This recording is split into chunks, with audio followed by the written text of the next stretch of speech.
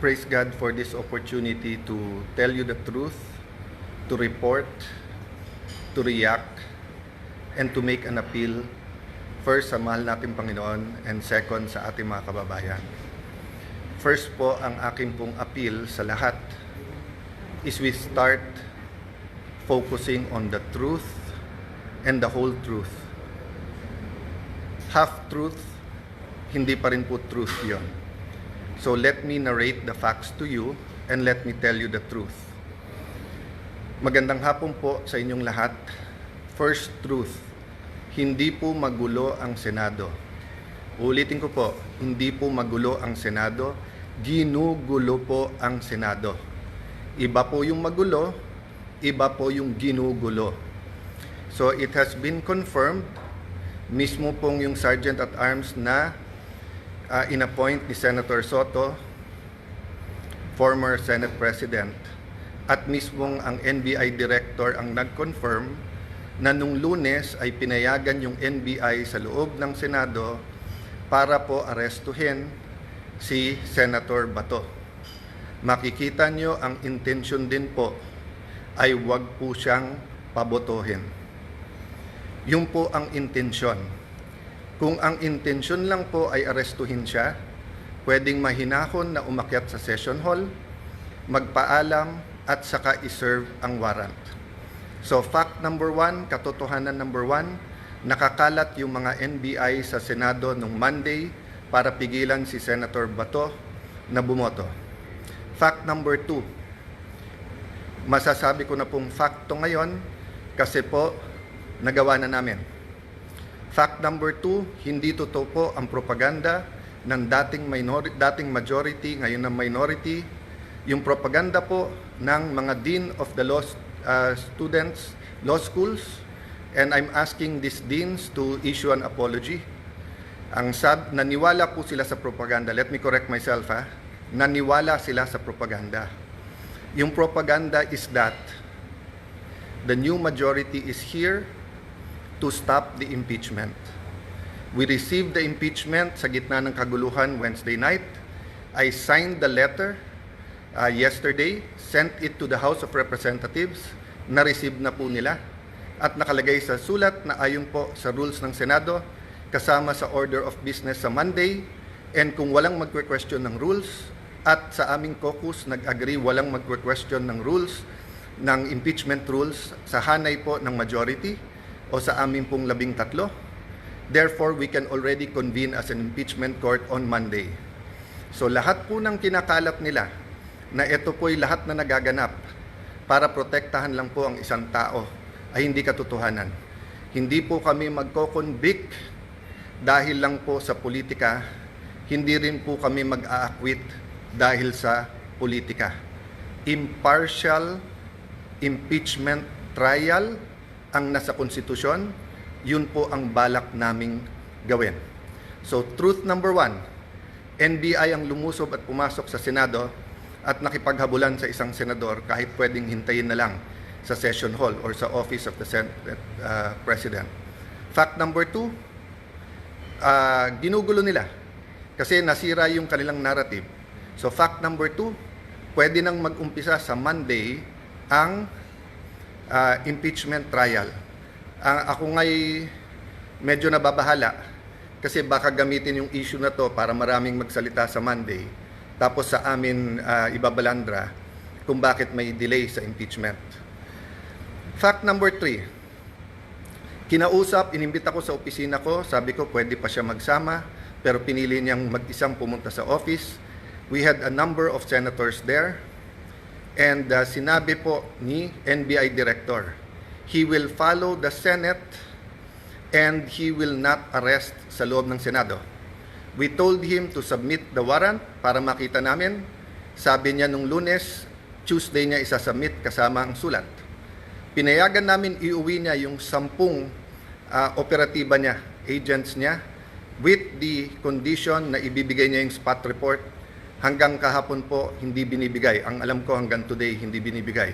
Pangatlo po, sabi niya, hindi siya kikilos, hindi niya pakikilusin ng NBI nang walang coordination sa amin. Wednesday morning pa lang po, may reports na po kami na naglalabas-pasok po ang mga NBI agents. Naka-alert na po kami ng Wednesday.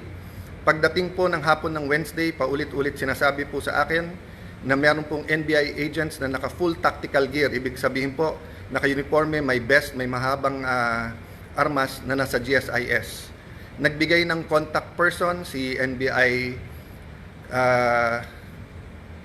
Director Matibag. Tinawagan namin yon at sinabi niya, pinapaabot ni Director, walang NBI sa Senate, walang NBI sa GSIS. Nung hapon, umakyat sa akin si General Mao at nagsabi po sa akin na may nangyayari sa mga pinto at yung GSIS ay nagsasara ng mga pinto at nagsasabing kahit senador po ang dadaan doon ay kailangan inspeksyonin. Sabi ko kay General Mao, pakianyaya sa head ng GSIS, administrator yung nagamit niya noon, I think he meant GM. Sabi ko, I'm willing to talk to him very calmly, please call him. The next thing I knew, meron na daw mga armado doon. I asked them to call NBI ulit. Sinabi na naman nila na wala. Samantalang kitang-kita na ng mga nakasuot ng NBI. The next thing we knew, may mga putukan na at akala po namin yan ay mga fireworks. Nagpuputukan na pala po sa baba. Still, they were denying that NBI yon. Kahit na yung mismong winarningan nila ay nagsabing NBI sila. So please look at the context. Alam natin under siege nung Monday or nasa loob ng Senado ang mga NBI. Alam po natin na nakipaghabulan sila. Gina-justify pa dahil ito daw po ang paraan na mag-arrest. Pagkatapos pinangako sa amin na wala daw pong NBI sa paligiran. Nandun na po ang Marines, nandun po PNP, libo po ang PNP sa labas, naging very transparent kami. Nakiusap kami na walang baril sa loob ng Senado. Tignan nyo po lahat ng video. So nung nangyari na po yun at hindi na po namin alam kung sino kakausapin dahil nagkaipitan na sa loob ng kwarto ang bawat isa, ginamit natin Facebook. Ang sumagot po ay si Secretary ng Interior na si John Vic Remulla. Dumating siya, sabi niya, please allow the police inside. Nag-usap kami, sinabi niya, secure kagad, I'll be there in 10 minutes, secure the CCTV. Agad kong sinabi, kay as soon as nakaakyat na po si Sergeant at Arms Mao, sabi ko, secure the CCTV room, huwag niyong gagalawin. Pagdating ng mga police, make sure you have 2 copies, isa sa kanila, isa sa amin, para hindi po matamper. Yun din po pinag-uusapan ng ibang senador sa loob ng room. So nung sinabi po ni Jinggoy na itago, ang ibig niya sabihin, make sure walang makakuha kung hindi po yung police. At sinagot siya nun, kung tinuloy yung video na yon, may sumagot na nakasecure na po. As soon as Secretary Remulla came, the first thing he did was kamustahin kung okay kami, kung secured yung mga senador. Then tinanong yung CCTV and then nagpaalam kung pwede i-sweep floor by floor at pumasok yung iba pang police. Technically, I could have said it was under Senate jurisdiction. But he gave me his word and he followed his word that this will be a investigation that is independent. So dalawa po, joint investigation to. Lahat po ng CCTV agad binigay. Pangalawa po, lahat ng crime scene hindi po namin tinago. In fact, sa GSIS hindi kami makapasok, pulis lang. Kaya bago umuwi si Secretary Remulla at si Chief PNP Nartates, hiningi ko na makapasok din po. Kasi nung una, inilalabas ang narrative ng iba na wala daw putok from the other side. Nung una, isa pa lang ang nakitang putok o bala na tumagos galing sa kabilang side. Pero nung pinayagan kami sa loob at nung pagkatapos po na inusisa ng mabuti ng PNP, nakita po na may at least 5. So what am I saying here? This is the results of the independent investigation so far. The President, and I thank him for calling, checking how we are, and assuring us that he told everyone to stand down, the military, the PNP, and the NBI. But I told him, sir, the NBI has been lying to us. Sabi niya, hindi, susunod sa kanya yung NBI. Sabi ko, sir, with all due respect, nandito naman si Sec. John Vic, siya na mag-report sa'yo. So, dun sa mga nagsasabing this is staged or whatever, di ba, we allowed every single transparency measure. We allowed the investigation. In fact, pag akyat namin ng 5th floor, Kahit wala sa usapan, sabi po ni Secretary Remulla, ibaba ang mga armas ng OSAA. I saw his wisdom para nga hindi magka-enkwentruhan, para hindi magkaroon ng miscommunication or hindi questionin ang intention ng bawat isa. Pinababa ko sa mga OSAA yung mga armas. Sa 5th floor yon. We went to the first floor, nakita nyo naman yung press con. After the press con po, may nahuli na sinasabi niyang confidential assistant, confidential agent po siya. Confirm po yan at kinasuhan na po yan. At sinabi din po niya kung sino nag-utos sa kanya na taga-NBI. It is about this time na nagsimula pa lang mag-iba ng narrative ang NBI. Biglang umamin na nandun at biglang may sulat daw na ang GSIS ay nag-request ng security. Kailanman po wala sa history ng GSIS na NBI ang kanilang tatawagin. Parati po yung pulis. Ang NBI po ay hindi taga-secure. And even assuming for the sake of argument, may usapan na po kami ni Director Matibag na in the building, around the building, kasi pinangako niya sa akin walang checkpoint sa labas ng NBI. Samantalang nakita namin po yung video, NBI, pinabubuksan po yung mga kotse ng senador. This was on Monday. So sunod-sunod po ang kasinungalingan po ni NBI Director. I believe he's lying to the President. That is my personal belief. I believe he is giving him false narratives. Kasama po nila si Senator Trillanes nung Monday. Senator Trillanes had no personality to do that, but he is in coordination with many. Let me express my sadness, my regret. First time po na ganito nangyari sa Senate. Usually po, nabangga lang, nauntog lang yung isang senador, nadapa. Nandyan na yung 24 to see how you are. Usually po, may threat pa lang sa Senate. Pupunta na dyan lahat to see how. But makita nyo naman po, parang bula na wala po yung buong minority. Pagkatapos, wala kaming narinig hanggang mga 10, 10:30. Nung sinabi lang po, 9, 10, I don't know the time anymore. Nung sinabi lang ni Senator Camille that we're okay, doon lang nagparamdam yung iba. And then ngayon, sunod-sunod, galing sa minority, pinagbibintangan pa ang majority at ang Senado. Pinaligiran tayo ng NBI, naka-full tactical gear. When we defended ourselves sa Senado, sasabihin nyo pa, nakakalungkot at magulo ang Senado. Nakakalungkot po because never nangyari to sa institusyon ng Senado.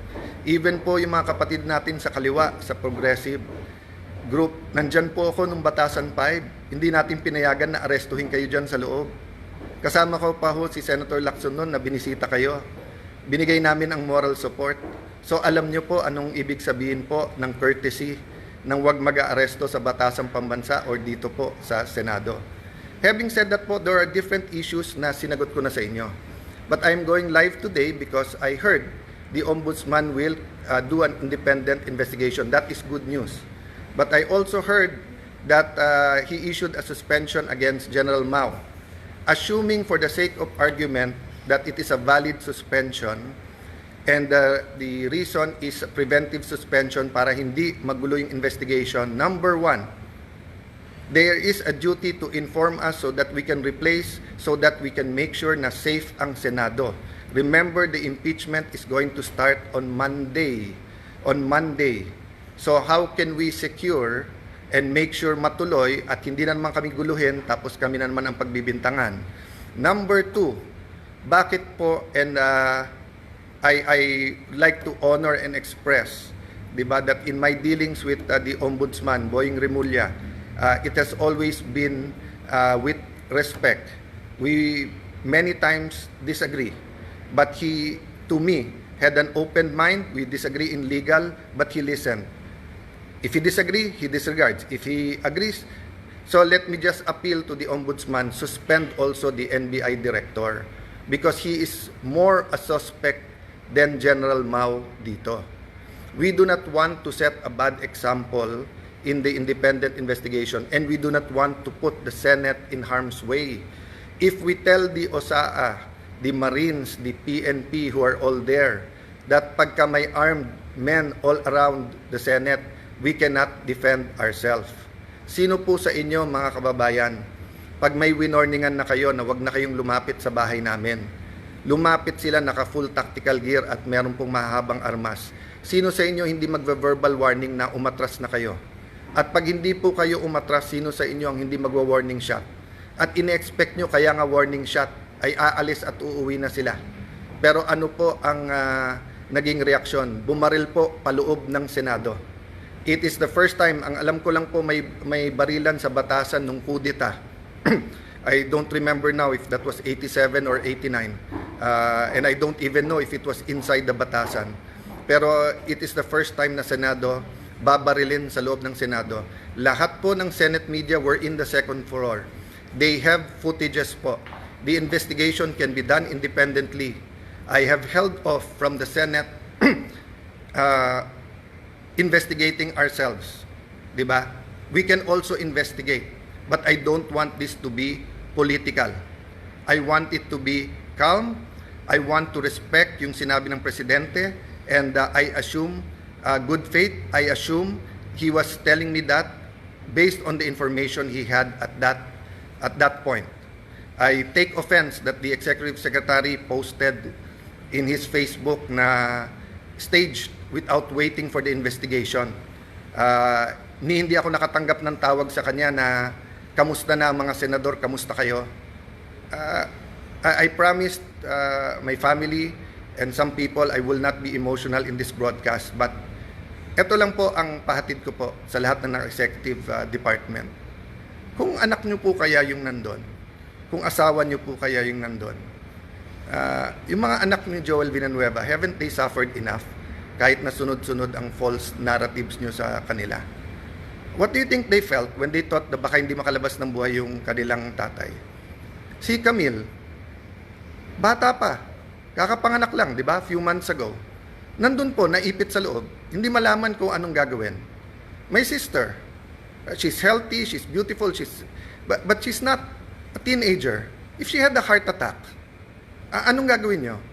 Yung staff ko na legal, hindi political yung mga yon. Hindi marunong sa politika. They just joined me this term. Traumatized silang lahat. Sabihin nyo may mali na mag-warning shot. Sige na po, may mali. So ang sagot po ng NBI, kung may mali ang Senado, barilin ang mga Senado.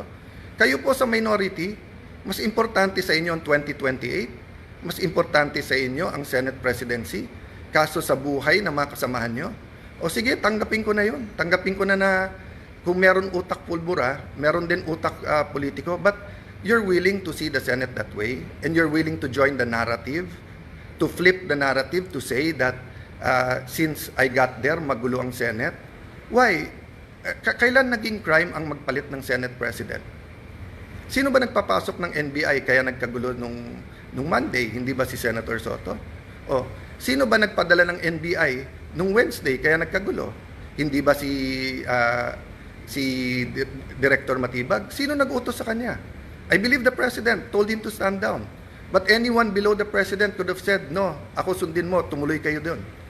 He could have called me and told me na huwag kayong maalarma, nandyan. When my sister called, ano sinabi niya? When Senator Loren, he kept on denying. Nung sinabi ng sister ko from the back, kasi hindi na namin malaman nangyayari, do your job. Pinagsisigawan yung sister ko na huwag mo akong sigawan. Yan po ang response ng ating NBI director nung akala niya, nung nalaman niya na under attack ang Senado. Hindi niya sinabing, ma'am, susugod, ma'am, titignan na, ma'am, pupull outin, ma'am, tatawagin namin ng DND, ma'am, tatawagan namin. Hindi. Ang sinabi niya, huwag kayong sisigawan. So mga kababayan, kung tumawag kayo ng 911 at sinabi yung nilulusob ng mga bahay niyo, may mga armado na puputukan, at ang sabihin ng taga 911 sa inyo, huwag niyo ako sigawan, ano po mararamdaman niyo?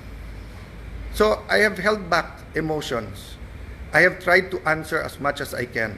I have a narration of facts. I have the videos.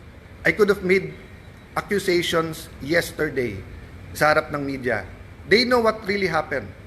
But I didn't. Why? Because our country is in several crises right now. The crisis brought by the oil shock. So I want the 5 or 7 bills that can help us. Tinawagan pa ho ako ng DepDev, yung dating NEDA na secretary. Kasi biglang kinancel ang LEDAC sa Tuesday at sabi ko, willing ba akong ituloy? Ikaw willing po, dahil napaka-importante to. At sabi niya may i-discuss na new taxes na importante. Sabi ko, willing to listen. O yung pala, sinasabi ng mga kasamahan namin, kinakausap at tinatawagan at yung iba'y tinatakot dahil kailangan daw magpalit ng Senate President sa Monday. Politika na po yun, isang tabi natin yun. Let's go back to the main issue. The integrity of the Senate.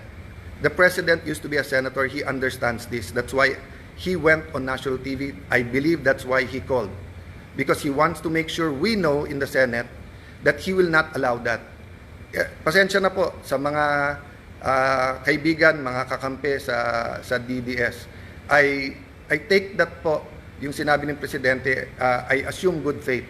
I assume that when I am told as Senate President and when the President speaks, he is speaking truth. Ang problema is he being told the truth. Is Matibag and others under him telling him the truth, or do they have their own agenda for 2028 and they have their own agenda for the Senate presidency? Lastly, I may leave anytime. They can remove me. I can even be gone as senator. I mean, I've reached the pinnacle, I think, of my career. No, from councilor to vice mayor, congressman, speaker of the House, Secretary of Foreign Affairs, and now Senate President. Ano pang hihingin ko sa mundong ito? Ano pang ipagdadasal ko sa Panginoon? Siguro po, dito sa local, kasi mahal ko po ang aming bayan ng Taguig at Pateros, di ba? But so far as national, wala na po akong hanapin. Tahimik po buhay ko. Tahimik po buhay ng ate ko. We're minding our own business. But when 12 senators came to me and said, we have to make sure that everything is done by the Constitution. Simple ang sinabi ko, will we have a fair and independent impeachment process? They said yes. Are we all willing to sacrifice? Yes. Are we going to be confrontational at every move? Hindi. Pero bakit po ganito ang inaabot namin? So again po, hindi po kami magulo. Ginugulo po kami. So again, Honorable Ombudsman, please consider, remember po, in an investigation, it's not only the result, it's the process. So there will be no independent investigation while the NBI officials hindi lang po yung director, yung pong head ng transnational crimes, kasi yung po ang tinuturo ng kanilang confidential agent. Hanggang hindi po sila sinususpend, tapos ang sinususpend po ng sa Senate. So mga kababayan, asahan niyo po sa Lunes, ang focus, ang atensyon, bagaman napaka-emotional tong mga nangyayari at bagaman existence na ng integrity na ng Senate to, alang-alang po sa ating mahal na bayan, alang-alang sa konstitusyon, we will focus na makonvene yung court. Kung may gugulo po niyan, hindi po kami. By the way po, pag convene namin as a court, pag-issue po ng summons, hindi pa ho magsa-start ang trial kasi sasagot pa ho ang Honorable Vice President. So wala pong dahilan na magmadali silang magpalit sa Monday, even if they will recycle another narrative to say that this is for the impeachment.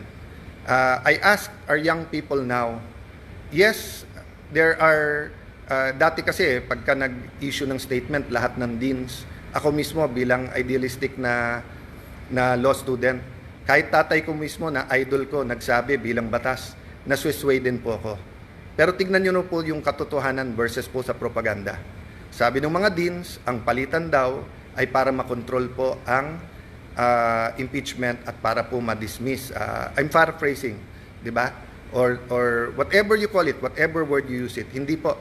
In fact, mas mabilis pa ho kaming kumilos. Kasi pwede pong Thursday na namin check-in, lahat ng annexes, etc. Kasi nagkagulo sa Senate ng Wednesday night. But hindi po. I think the very professional Senate Secretariat, despite yung buong gulo, tuloy-tuloy po. Tuloy-tuloy po yun. So again po, you want an independent investigation, go ahead po. Pero delikado po kung ano magiging katotohanan because ang katotohanan po, ang Senado ang ginugulo. We will keep you updated. Again, we have all the facts. Sa mga matitinik na reporters na may mga tanong na pointed, I'm talking about outside the Senate kasi inside the Senate, nakapagtanong naman sila. We're ready to answer all of the questions. We just wanted everyone, to not have a national trauma about a news that inaatake ang Senado ng NBI. But now that it's out, that it is the NBI, prove to us that that was a rogue decision. Prove to us po na misfire po yun at hindi po yun ang talagang tangka, di ba? Again, I will give everyone the benefit of the doubt.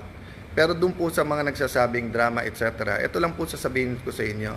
I hope your family is never put in that position. Because I was there. I was there and I wanted to go out and I wanted to face them. Di ba? And I saw the reaction of everyone and I watching the video, sobrang tapang po. Hats off. I really respect po yung Senate media. Hindi kayo nagtago, hindi kayo umuwi. You run towards danger so that people will know the truth. Kaya yung pakiusap ko, lahat ng naglalabas ng video, nakitang-kita yung katotohanan, kaya nasisira mga gawa-gawang narrative.